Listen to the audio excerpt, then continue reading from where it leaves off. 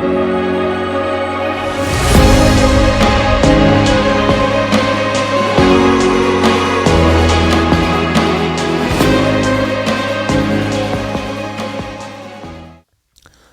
pessoal, bom dia, boa tarde, boa noite. Estamos dando início a mais um episódio do Parabolando Podcast. Seja bem-vindo mais uma vez. E aí, Alfredo, tudo bem? Tudo bem, belezinha? Graças a Deus, tudo tranquilo. Aí pessoal, hoje nós vamos falar sobre algo bastante interessante que está escrito aí, ó.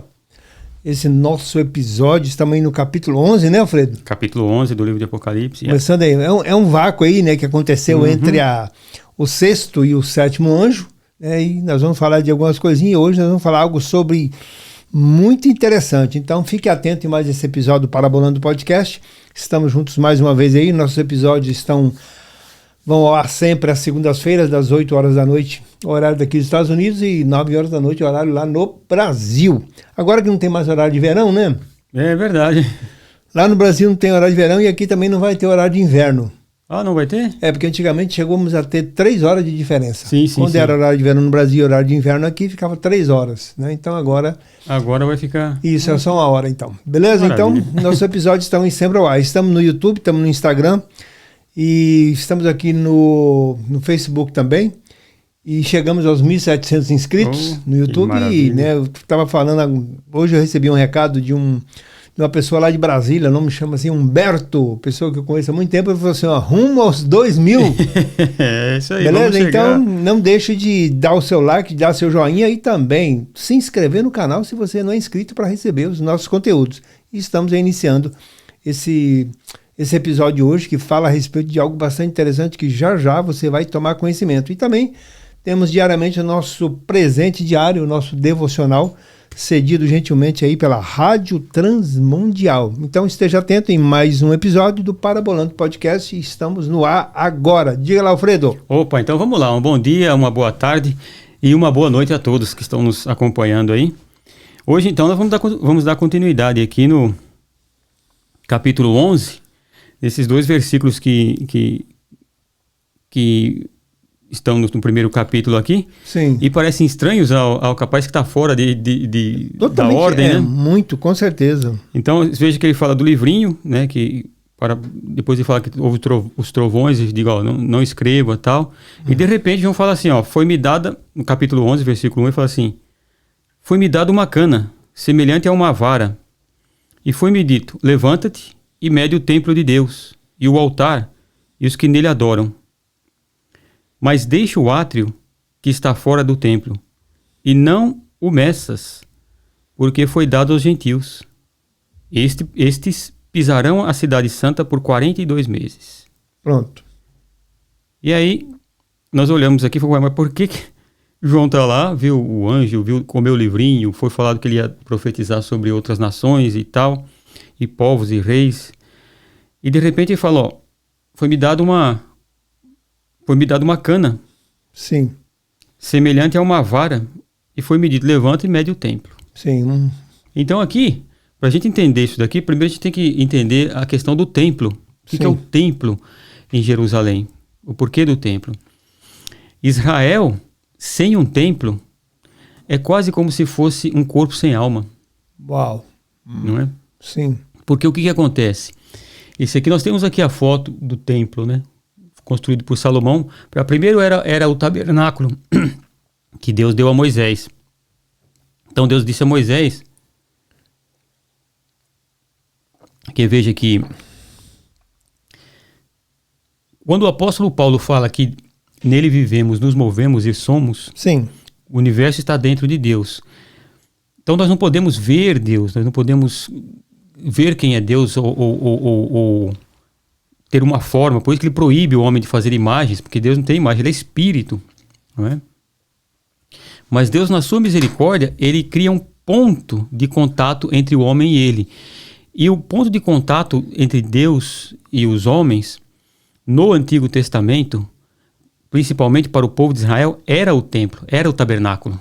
Como é que ele vai se manifestar? O povo vai dizer assim, mas como é que eu falo com esse Deus? Como é que eu oro? Como eu faço para orar para esse Deus? Sim. Então Deus fala para Moisés, Moisés, você vai construir um tabernáculo nos moldes que eu te der.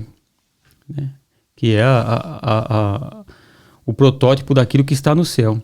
E ele dá o tabernáculo. Muito bem, Moisés anda com o tabernáculo no deserto, mas quando eles entram na terra prometida, ali a arca da aliança que ficava no tabernáculo, vocês vão ver que ela fica às vezes na casa de Obed-Edom, às vezes fica na casa de outro. E até se levantar, eles levantaram vários juízes, né, para defender Israel, quando Israel caía no pecado e o povo ia lá e conquistava Israel, levantavam-se juízes, foram 12, né, entre eles Sansão, né, que foi um juiz que julgou Israel. Mas o que acontece? Quando se levanta o rei Davi olha e diz assim, olha, eu moro no palácio, que Davi construiu um palácio para ele, falou assim, e a arca de Deus está numa tenda, eu vou fazer uma casa. Né? E aí o profeta vem para Davi e diz, olha... Quem Davi, é o profeta? O profeta Natan, né, chega para Davi e fala, olha, Davi, o que Deus mandou te dizer é o seguinte, olha, você não vai construir essa casa para Deus. Que é um ponto, que nós homens, nós vemos coisas palpáveis, é por isso que o homem faz imagens. Não é? Deus não habita em templos de mãos humanas. O próprio Salomão disse isso quando ele inaugurou o templo. Mas o que acontece? Ele disse, olha, você não vai construir porque você é um homem de guerra. Uau. Você é um homem de sangue. Vai deixar para o teu filho, quando o reino estiver em paz, que é Salomão, que o nome Salomão significa, inclusive, pacífico. Sim. Né? Foi o único reino que não teve guerra. Né? Que não teve guerras. Então, Salomão constrói esse enorme templo, magnífico, bonito, lindo. E Salomão diz, depois que ele constrói e olha o templo com toda aquela magnitude do templo, o ouro e todas aquelas coisas, ele diz, Senhor, quando ele faz a oração, Senhor, os céus dos céus não podem te conter, quanto mais essa casa que eu fiz para o Senhor. Não é? Isso não tem como pôr Deus aqui dentro. Mas aí na oração ele fala, olha, eu sei que quando Israel pecar, quando o Senhor dispersar Israel, eles vão erguer a mão para o lugar onde está o templo. E você vê que quando na inauguração do templo, a glória de Deus, né? E ela desce ali e enche todo o templo. A Shekinah. A Shekinah de Deus se faz ali presente, né? Sim. Inclusive quando a glória vai embora, ele diz assim, Icabod, né? Se foi a glória do templo. Sim. Então, ali se encheu e tal, e esse templo ficou ali em Israel, que era o lugar de adoração, porque Deus dizia, olha, se vocês começarem a sacrificar para mim em qualquer lugar, vocês vão cair na idolatria dos deuses, que foi isso que aconteceu. Eles continuaram sacrificando, e quando nós lemos lá no Antigo Testamento, e o povo continuava sacrificando debaixo das árvores. Isso significa para deuses estranhos. Então Deus disse, olha, se você quiser comer um animal, você pode matar o animal e comer tranquilo, sem problema nenhum. Mas se for para sacrifício religioso, só pode ser aqui no templo. E é por isso que as pessoas que moravam mais longe, elas traziam os seus animais, e quando chegavam perto do templo, na lei estava dizendo, ó, você não pode oferecer animal cansado, nem animal com defeito, que apontava para o sacrifício perfeito de Cristo. Então as pessoas traziam o animal, ou as pessoas vendiam o animal onde eles moravam, traziam o dinheiro e compravam na porta do templo, ou trocavam o seu animal cansado por outro. Por isso que Jesus expulsa os vendedores de dentro do templo, que falou, isso aqui se tornou um covil de ladrões, vocês estão explorando o povo, vendendo coisas aqui. Sim. Então o que acontece? Lá era o lugar da adoração. E o templo, ele durou até Nabucodonosor vir, né? Sim. Destruir o templo e levar o povo cativo para a Babilônia, onde ficaram por 70 anos. Uau. Quando eles voltam, que volta Zorobabel, volta Neemias, volta Esdras e começam a reconstruir a reconstrução do templo, vão reconstrói o templo, e depois Herodes, ele vai lá e ele faz uma reforma do templo, faz um templo aumenta o templo, faz coisas maravilhosas, e fica ali o templo de Jerusalém, que fica até o ano 70 depois de Cristo, onde se cumpre a profecia, olha... 3 dias. Né, desse tempo não vai sobrar pedra sobre pedra. E não sobrou mesmo. Quando o general Tito invade e destrói, ele acaba com o templo. Então, por 2 vezes, Israel fica sem o templo. E a ânsia de Israel hoje, né, hoje dos religiosos, é a construção do 3º templo. É por isso que João fala que foi-me dado uma cana para medir o templo. Né? Então, agora, nesta construção do 3º templo, existe um problema. Porque ele fala assim, olha... Foi-me dado uma cana semelhante a uma vara, e foi-me dito, levanta-te e mede o templo de Deus, e o altar e os que nele adoram. Então, ele ia medir, o templo era dividido, no templo havia o lugar santo, né? Havia o átrio, onde as pessoas É o desenho do tabernáculo. Exato, né? o desenho do tabernáculo. O lugar santo, onde os sacerdotes estavam, e os santos dos santos, onde a arca da aliança ficava. E ali tinha as peças, o altar de incenso, como nós já vimos aqui e tivemos oportunidade de entender. E o que acontece? Haviam ali o lugar aqui onde ele fala médio templo de Deus e o altar e os que nele adoram. Então, o lugar do altar onde se sacrificava, né, era onde se colocavam as ofertas, sacrificavam. O lugar aonde o altar, nos que nele adoram, o templo de Deus e o altar e os que nele adoram. Então, era o templo, o altar e os que nele adoram. Então, dentro do templo, o lugar mais íntimo do templo era o Santo dos Santos. Tinha o lugar onde os sacerdotes ficavam, o Santo dos Santos, só o sumo sacerdote, e tinha o lugar do sacrifício. Sim. Mede isso. Nós vemos isso semelhante lá em Ezequiel, no capítulo 40. Nós podemos ir lá no livro de Ezequiel. Deixando então claro que, quando se fala hoje muito em terceiro templo, que o primeiro foi o tabernáculo, segundo foi o que Salomão construiu. E agora eles estão esperando o terceiro. Na verdade foi assim, o tabernáculo, o primeiro templo foi de Salomão, o segundo de Zorobabel, quando reconstruiu, e depois Herodes reconstrói. Okay. E o terceiro será agora o que será reconstruído. Ok. Então veja que Ezequiel no capítulo 40, ali de Ezequiel, no versículo 3, ele diz assim, olha... Ele me levou para lá e vi que um homem, cuja aparência era como o do bronze, estava em pé na porta, tendo na mão um cordel de linho e uma cana de medir. Era um modo como medir. Ele dizia assim, ó: disse-me o homem, filho do homem, vê com os teus olhos e ouve com os teus ouvidos, e põe no teu coração tudo o que eu fizer ver, pois para isso fostes aqui trazido. Anuncia à casa de Israel tudo o que vires. Havia um muro fora da casa e ao redor, e na mão do homem uma cana de medir de 6 côvados, cada côvado com 1 palmo a mais. Ele mediu a largura do edifício, 1 cana, e a altura 1 cana. E você vai ver em todo o capítulo 40 de Ezequiel, ele está medindo o templo. Sim. Você vai ver no capítulo 41, ele está medindo o templo. Você vai ver no capítulo 42, ele está medindo as câmeras dos sacerdotes. E depois você vai ver, no capítulo 43, sim, lá no versículo 7, ele diz assim: disse-me, filho do homem, este é o lugar do meu trono, o lugar das plantas dos meus pés. Aqui habitarei no meio dos filhos de Israel para sempre. Os da casa de Israel não contaminarão mais o meu nome santo, nem eles nem os seus reis com as suas prostituições. Então veja que depois que o anjo ali mede o templo, mede as câmaras, se você tiver a oportunidade de ler do capítulo 40 ao capítulo 43 do livro de Ezequiel, os detalhes que ele vai medindo ali, todas as medições que faz. E aí quando chega no capítulo 43, no versículo 7, ele diz assim, olha: este é o lugar do meu trono, o lugar das plantas dos meus pés. Aqui habitarei no meio dos filhos de Israel para sempre. Uau! Então, quando nós olhamos, cadê o templo de Israel? Deus não cumpriu a sua promessa? Porque o templo foi destruído 2 vezes.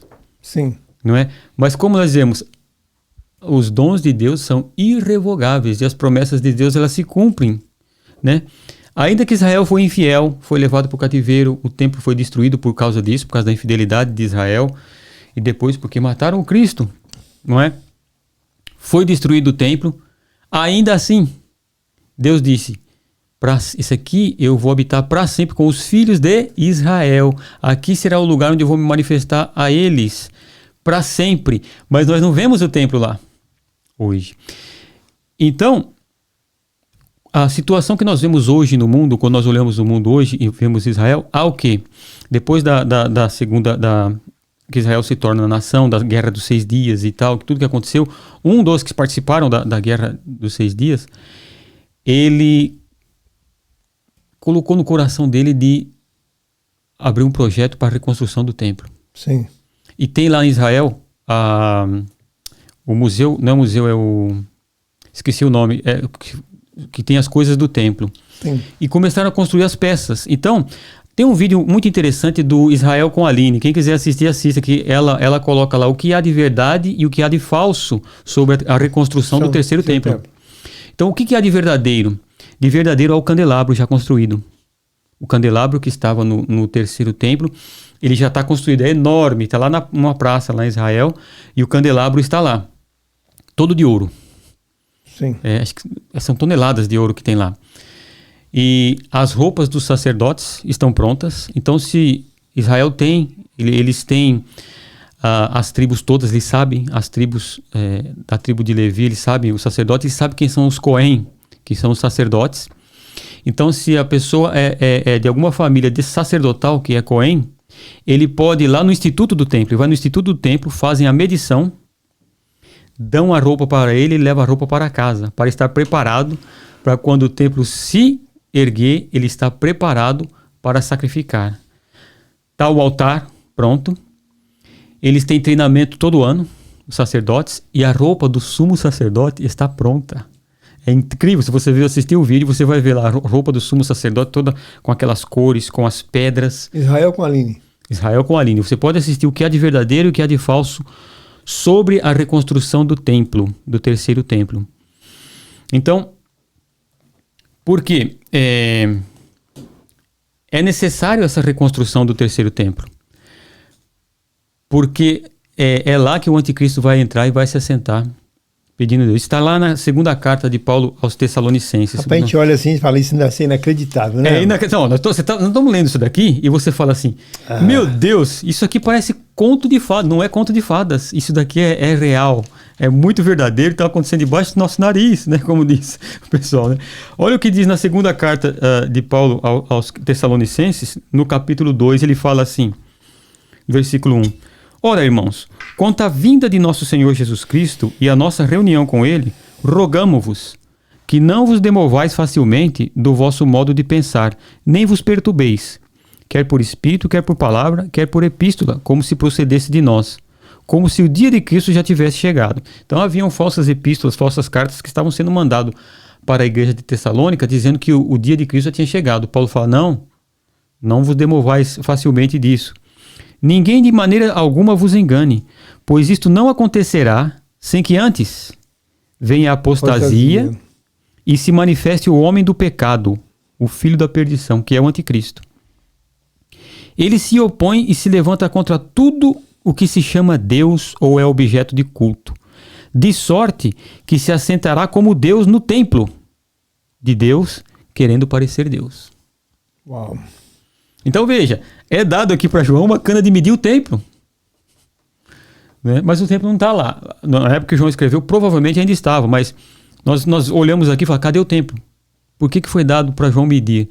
Porque esse templo será reconstruído lá. E aonde está o templo em Israel? Tem lá a mesquita de Omar, ou a mesquita da Rocha, que é a mesquita do Domo. Quem vai para já tem aquela foto, que é uma mesquita muçulmana, que está lá e dizem era o lugar do templo, então não se pode destruir aquela mesquita porque é a Terceira Guerra Mundial para construir o templo. Sim. Então o próprio governo de Israel ele não se mete nesses assuntos por causa justamente de questões políticas. Pode causar a Terceira Guerra Mundial se mexer naquilo lá. Muito bem, e como é que vai se fazer então? Não é? Há estudos arqueológicos que foram medir o templo. Que foram lá medir, começaram a medir o templo. E descobriram que o templo, ele está mais ou menos a 26 metros fora da onde é hoje a Mesquita da Rocha. Sim, Mesquita de Omar. A Mesquita de Omar. Foram pesquisando e tal, e dentro dessas pesquisas acharam justamente isso, que o templo não estava ali onde é a mesquita, mas estava um pouco antes. É um lugar perfeito para se construir o templo. Se for comprovado, se for tudo, pode-se construir o templo. E aí se pergunta, e a mesquita de Omar está onde então? O segundo versículo diz aqui, ó, mas deixa o átrio que está fora do templo, não o meças porque foi dado aos gentios. Uau, esse é o ponto aí. Porque lá é o seguinte, essa mesquita de Omar, ela está na velha Jerusalém. Está entre os muros. Tá? E esse é conhecido como local árabe. Dentro, né? Jerusalém é ali como a Jerusalém antiga, né? Ok. Então fica ali na... Mesquita de Omar, então, no caso, seria reservado a isso aqui, onde que seria essa turma aqui, né? O que vai ser medido, então, é só onde do povo de Israel, então, no caso. O povo de Israel. Então, por que aconteceu? Porque o templo ele era assim, tinha todas essas partes do templo e tinham átrios. Sim. Como deixa, não meças, mas o átrio que está fora do templo não meça. Existiam átrios. Então havia o átrio das mulheres e existia o átrio dos gentios. Era até onde os gentios podiam chegar no templo. Existia uma cerca, como se cercar. Aqui são os pórticos, né? Existia uma cerca que cercava e os gentios só podiam vir até certo lugar. Sim. Aqueles que não eram judeus. Então eles podiam ir no templo, mas podiam ficar ali. Mais para dentro não podia entrar, que era só judeu. E justamente disse, segundo essas descobertas arqueológicas, que esse átrio dos gentios ficava onde fica hoje a mesquita de Omar. E ele diz aqui, esses pisarão a cidade santa por 42 meses, que são 3 anos e meio. Que é o final da época da tribulação. Sim. Então, quando nós olhamos esses 2 versículos aqui, nós dizemos, espera aí, tem uma coisa interessante aqui, não é?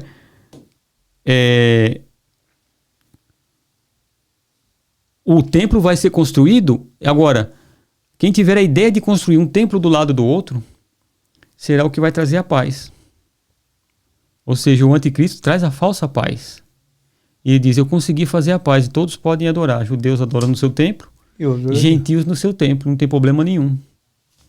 E aí que vem a falsa paz, o anticristo, o que traz a falsa paz, faz um tratado de Israel. Essa é a chave, né? A paz vai ser a chave. Vai ser a chave, porque o que acontece? Lembra que lá no livro de Daniel ele diz, ele fará um tratado de 7 anos com o povo de Israel. E no meio da semana ele quebra o seu contrato com eles. E aí o que acontece? Ele se volta contra Israel. Isso nós vamos ver em Apocalipse 12, quando o dragão é lançado do céu. Sim. E persegue a mulher, que é Israel, sabendo que pouco tempo lhe falta só 3 anos e meio para acabar com o povo de Deus. Não é? Então você veja que as profecias vão se cumprindo, e é interessante o modo como elas vão se cumprindo, o modo como elas vão no decorrer da Bíblia elas vão aparecendo, e nós dizemos, então é por causa disso. Então Israel precisa, por isso que é dado uma cana de medir para ele medir o templo, né? E deixa o lado dos gentios, que será o átrio dos gentios, porque será pisado pelos gentios por 42 meses.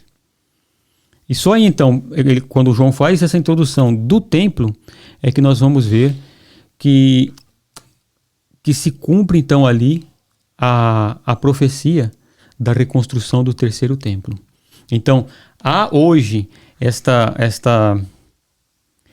esse movimento, mas não é do governo, é um movimento religioso em Israel, okay. E são pessoas particulares que construíram já várias coisas para o templo, treinam os sacerdotes para a volta dos sacrifícios.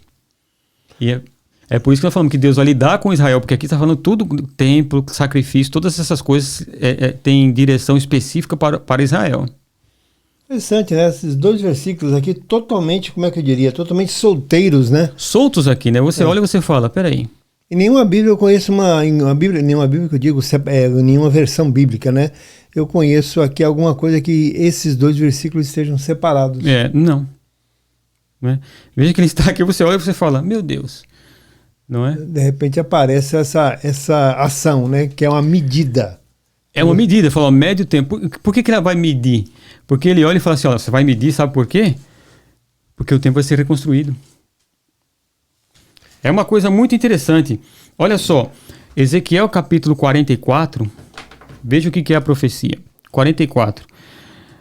Vamos ler o versículo 1 e 2. Diz assim, olha. Então me fez voltar para o caminho da porta do santuário exterior, que olha para o oriente, a qual estava fechada. Qual é a porta do oriente? aquele portão de ouro que está fechado. O irmão Israel viu no muro, o Muro das Lamentações, que é chamado também de o Muro do Oriente, né? Sim. Tem 2 portas de ouro que estão fechadas. Aquelas portas foram mandadas fechar no ano de 1540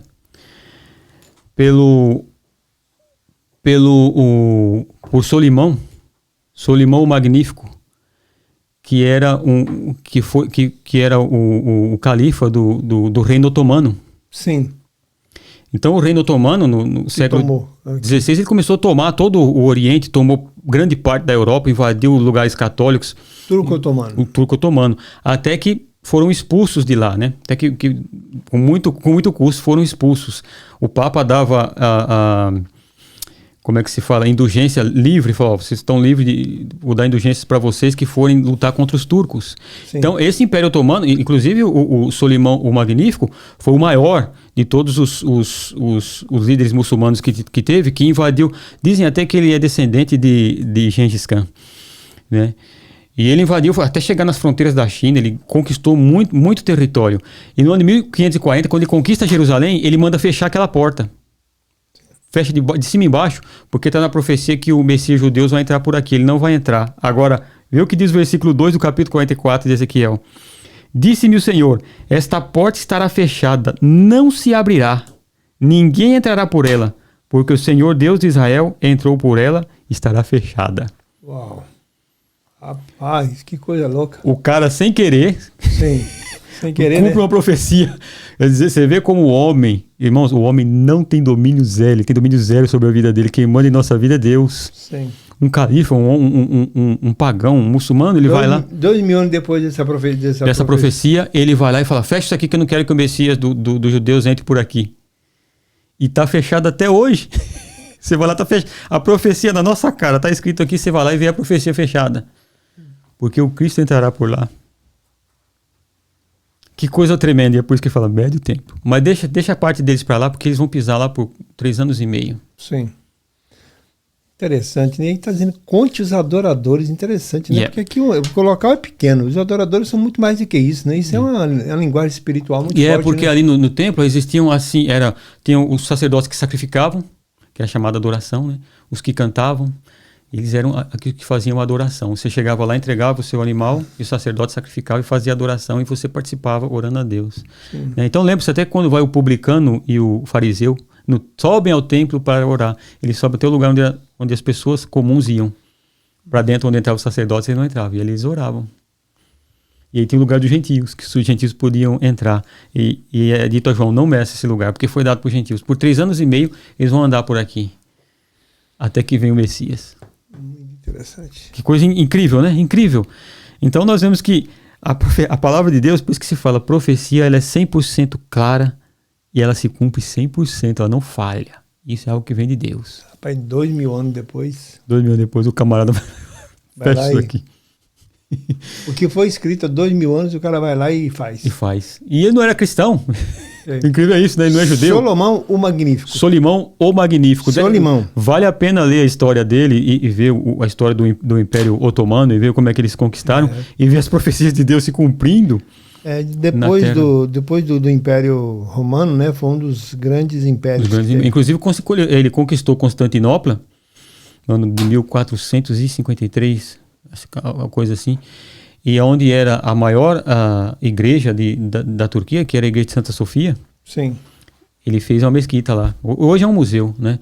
Mas vale a pena ir lá e ver. Quem estiver na Turquia, vale a pena você ver que quando foram reformar, que tiraram a tinta, por trás dos escritos árabes havia mosaicos cristãos. Uma igreja linda, construída por Constantino, o Grande. Olha que coisa tremenda, né? Estamos encerrando mais um episódio do Parabolando, 2 versículos, solteiríssimos, mas que tem muita companhia aqui nessa história, né? Aqui fala o quê? Dos israelitas e dos gentios. Que aqui estamos nós, né? Que não tem espaço para todo mundo, né, Alfredo? Você vê? Considerações finais e vamos encerrando o nosso episódio de hoje. Então, irmãos, é uma maravilha a gente ver como nós vemos, né? Se cumpre, né? Como tem se cumprido a palavra de Deus. E a palavra de Deus, ela se cumpre. Por isso que Jesus disse que não vai cair um tio, né, ou um iota de tudo aquilo que Deus disse, tudo aquilo que foi profetizado, tudo vai se cumprir. E às vezes nós olhamos a palavra de Deus e dizemos, não, isso é impossível. Não, não é impossível, não, vai se cumprir. Quando Jesus diz, na casa do meu pai há muitas moradas e eu vou preparar uma para vocês, depois eu vou voltar e levar vocês para mim, isso é verdadeiro, tem mesmo morada lá, é real, irmãos. Nós vamos morar no céu. Tamo junto, tá bom? Pessoal, semana que vem, no nosso próximo episódio, gente, nós vamos falar de 2 personagens. Esses personagens têm muitas dúvidas, né, Alfredo, sobre eles, mas é simples, né? É simples, é muito simples. As pessoas pensam que é muito complicado, mas é simples. Nós vamos falar na próxima semana, no nosso próximo episódio, sobre as 2 testemunhas. Vai ser um momento chave no mundo bíblico, na história bíblica, a atuação, né, desses 2 personagens. Vai ser muito, muito interessante. Tá bom? Então aguardamos você no nosso próximo episódio, Parabolando Podcast, agradecendo a você por estarmos juntos mais uma vez. Alfredo, muito obrigado. Eu que agradeço. E próximo episódio, nos encontraremos com as 2 testemunhas. Quem são, hein? E quem são? Aguarde. Tchau, tchau para vocês. Tchau. Bye, bye.